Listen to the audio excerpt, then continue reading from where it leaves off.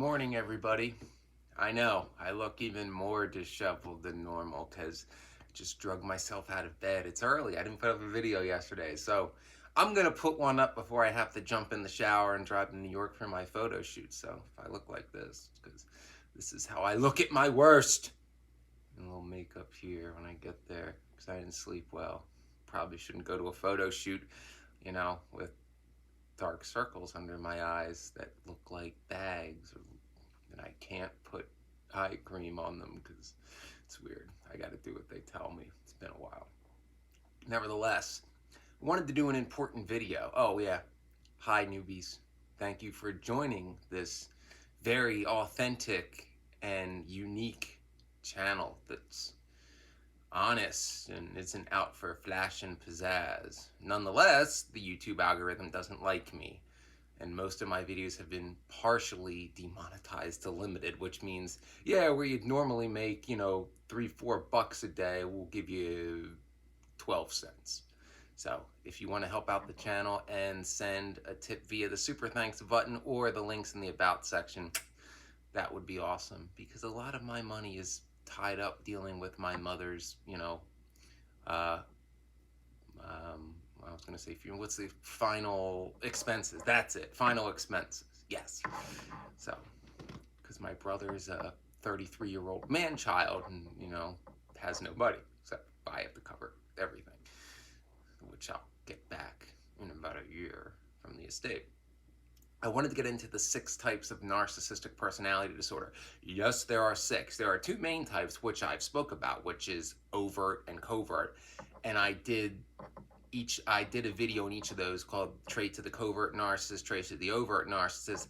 I highly recommend that you watch those videos, particularly the one about the covert narcissist, because covert narcissism isn't understood or talked about nearly as much as overt narcissism. Overt narcissism, at this point, pretty much most people know what that is. They can't hide it. It's out there.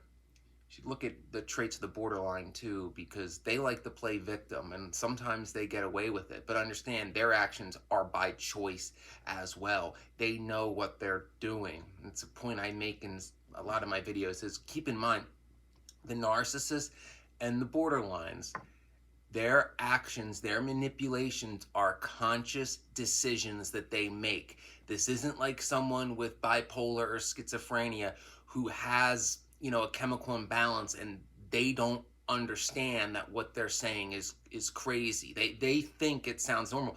Borderline, for example, knows they're manipulating you because they get the borderline smirk when they do it. It gets them off. It's sick as shit, but it gets them off. Get it? All right. There's my little side note. So it's important to note, while anybody can display narcissistic traits from time to time, we all do it, even me. Victims of narcissistic abuse, particularly children, do it a little more because it's normalized to us. But we're talking specifically about types of narcissistic personality disorder for people who meet the DSM criteria for NPD.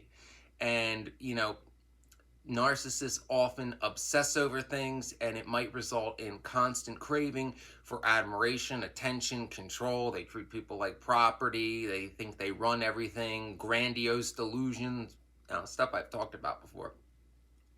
And because I don't want to, there are 6 types, but I talked about 2. So because I already did videos on overt and covert, I'm just going to briefly mention them. We're going to get to the 4 lesser known types of narcissism and focus on that. Keep in mind, overt and covert are the 2 main types. The other 4 are subsets of those 2, but nonetheless important to know. So, grandiose or overt, most common, and then vulnerable or covert, second most common, not very well understood. Again, watch the video. So in addition to those 2 main types of narcissism, it is, helpful to think of NPD as a spectrum, overt and covert being the spectrum, and there being some subsets in between, which we're about to get into.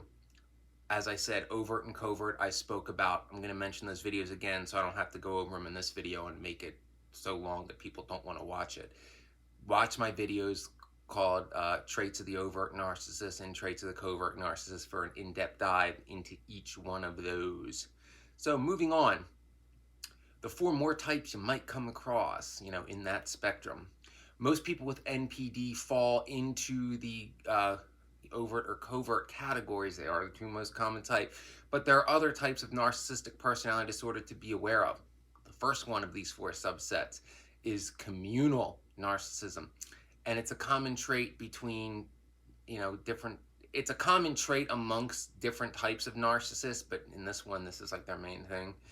And they view, it's the way they view themselves and how they behave. People with communal NPD perceive themselves as highly generous and altruistic. So these are the narcissists that like to think like, I do so much good and everybody relies on me and what would the world do without me? But they actually behave in the opposite way. So they don't behave generously or altruistic, but that's how they want to be perceived as. You get it? It's a mask. They love masks. And while these types of narcissists may become outraged when they see like injustice or exploitation, people being mistreated, like an INFJ will, but here's the kicker, here's what makes them a narcissist. They don't apply that same standard of scrutiny to their behavior. So whereas like an INFJ, for example, has INFJ rage, they see exploitation, they see people being abused, and we go all Daenerys Targaryen on them. But we hold our actions, INFJs, to an even higher standard than what we judge others by. The communal narcissist is like, well, that's not okay when you do it, but when I do it, it's okay because I'm me and I have my reasons and I can justify whatever I do. A good example of a fictional character who's a communal narcissist would be my fellow General Hospital fans, would be Carly Corinthos. Classic communal narcissist. First one to judge anybody else when somebody gets hurt, but can always justify their actions, even if they're exactly the same. I hate Carly and Sonny, but that's beside the point, because they're hypocrites and narcissists. But yeah, communal narcissism. I will be the first to judge you when you do something I deem out of line, but how dare you say it to me if I do something even twice as worse? I'm me. It's justified when I do it. The rules are different for me. Narcissists love their double standards. Second subset type is the antagonistic narcissist. And this is the competitive narcissist. This will be like, the dude bro narcissist. And it's associated with a low level of trust in others. And it creates a tendency to make them see pretty much everybody as rivals. This is the one-up narcissist. Anything you can do, I can do better, bro. I got with 2 girls that look like that, bro. Make 6 figs, get the commish. Yeah, that kind of narcissist. These narcissists aren't usually that bright. Some narcissists are really bright. The Chess Master Narcissist did a video on that too, by the way. It's common for people with antagonistic NPD to argue with others and in most social interactions. And these will be the people that by definition think that they're right. Like INFJs, other types like to argue, but we back it up with facts and logics. We'll pull out our phone and show like evidence, charts, data, things that can't be disputed. The antagonistic narcissist will do their counter argument will be like, no. That to them, that's a counter argument. Like, no, you're wrong, I'm right because I said so, or I just know. These are the ones that they like to be competitive, but they don't actually like to compete. They just declare themselves superior and the winner. Get it, bro? Yeah, that kind of narcissist. You'll see a lot of those in frats. Yeah, it's your typical like dude bro, upper middle class dude bro, frat guy. Born on third base and thinks he hit a triple. That's your antagonistic narcissist, and thinks he's going pro because he was a standout player on his sports ball team at some, small high school in the suburbs where at best he'd be riding the bench if he played in the city kind of thing. Yeah, everybody knows what I'm talking about. Third one is kind of known, probably arguably the most dangerous, and that's the malignant narcissist. The malignant narcissist is severe and can interfere with a person's quality of life. They often are paranoid and obsessed over perceived threats. It's common for them to display vindictive or even sadistic behavior and show high levels of aggression when interacting with others. This is more on the covert spectrum. The malignant narcissist They think everybody's out to get them. They think like, well, I'm so superior, everybody wants to take me out. And this is like, like they're like Tony Montana.